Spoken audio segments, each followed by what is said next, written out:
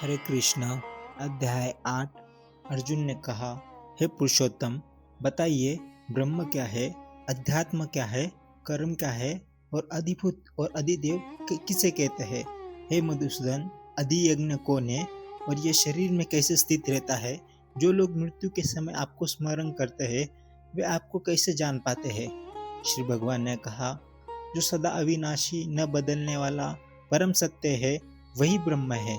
मनुष्य का अपना सच्चा रूप आत्मा ही अध्यात्म कहलाता है और प्राणियों के कर्म वे उनके विकास के कारण बनने वाली क्रिया ही कर्म है। हे अर्जुन, 5 तत्वों और भौतिक जगत को अधिभूत कहते हैं। जो दिव्य शक्तियां इस सृष्टि को संचालित करती है वे अधिदेव है और मैं जो सब प्राणियों के हृदय में स्थित होकर सभी यज्ञों का साक्षी है वही अधियज्ञ कहलाता हूँ। जो मृत्यु के क्षण में मेरा स्मरण करता हुआ शरीर त्यागता है वह निश्चित रूप से ही मुझे प्राप्त करता है, इसमें कोई संदेह नहीं है। मनुष्य मृत्यु के समय जिस भाव का स्मरण करता है वह उसी को प्राप्त होता है, क्योंकि जीवन भर उसका चिंतन उसी में रहता है।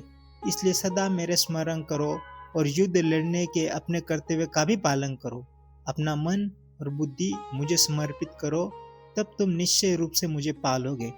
जो व्यक्ति अभ्यास योग से मन को स्थिर कर अन्य किसी और न भटकाते हुए निरंतर मेरा चिंतन करता है वह उस दिव्य परम पुरुष को प्राप्त होता है। वह साधक उस परमात्मा का स्मरण करे जो सर्वज्ञ है, आदि पुरुष, नियता, सूक्ष्म से सूक्ष्मतम, सबका पालन करने वाला, अज्ञान के अंधकार से परे और सूर्य से भी अधिक तेजस्वी है। जो योगी मृत्यु के समय अपने मन को स्थिर कर प्राण को बाहों के मध्य में स्थिर करता है और पूर्ण भक्ति से मुझे याद करता है वह निश्चय रूप से ही मुझे प्राप्त करता है। हे अर्जुन, इसे वेद ज्ञानी अविनाशी परम पद कहते हैं, जिसमें आसक्ति और द्वेष रहित साधक प्रवेश करते हैं और जिसकी प्राप्ति के लिए ब्रह्मचार्य का पालन किया जाता है। उसी परम स्थिति को मैं संक्षेप में बताता हूँ। जो योगी मृत्यु के समय इंद्रियों को रोककर मन को हृदय में स्थिर कर प्राणों को मस्तक में ले जाते हैं वह उस परम एकाग्र अवस्था में स्थित होते हैं और ओम इस अक्षर का ब्रह्म का उच्चारण करते हुए और मेरे स्मरण करते हुए शरीर त्यागता है वो परम गति को प्राप्त होता है।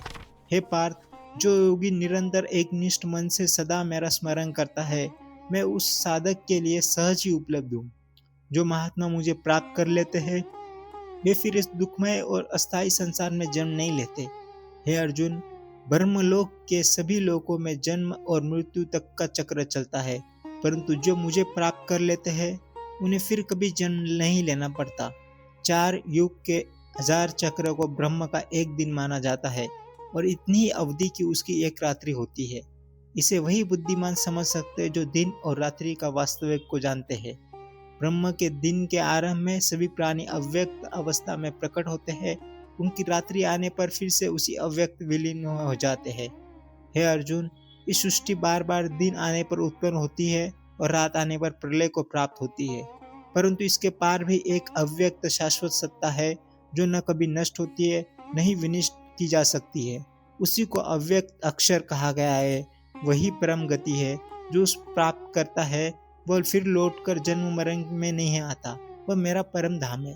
हे पार्थ नंदन अर्जुन, यह संपूर्ण जगत उसी से व्याप्त है और उसी के अधीन है। उसे केवल भक्ति के मार्ग से ही प्राप्त किया जा सकता है। हे भारत श्रेष्ठ, अब मैं तुम्हें बताऊंगा कि इस समय प्रस्थान करने वाले योगी फिर जन्म नहीं लेते और जिस समय प्रस्थान करने वाले लौट आते हैं। जो योगी अग्नि प्रकाश दिन, शुक्ल पक्ष और सूर्य के उत्तरायण के 6 महीने में शरीर त्यागते हैं वे ब्रह्म को प्राप्त होते हैं, उनका पुनर्जन्म नहीं होता। और जो योगी धूम रात्रि, कृष्ण पक्ष और सूर्य के दक्षिणायन के 6 महीने में प्रस्थान करते हैं वे चंद्रलोक को प्राप्त करते हैं, फिर पृथ्वी पर लौट कर आते हैं, उनका पुनर्जन्म होता है। हे अर्जुन, ये संसार 2 मार्ग से चलता है, एक मुक्ति की ओर, दूसरा पुनर्जन्म की ओर। हे अर्जुन, जो योग में स्थित होकर मुझे जानते हैं वे किसी भी मार्ग या काल में भ्रमित नहीं होते, इसलिए हर समय योग में स्थित रहो। जो योगी इस रहस्य को जान लेते हैं वे वेद, यज्ञों, तप और दान से मिलने वाले समस्त पुण्य फल से भी ऊपर उठ जाते हैं और अंततः परमात्मा को प्राप्त कर लेते हैं।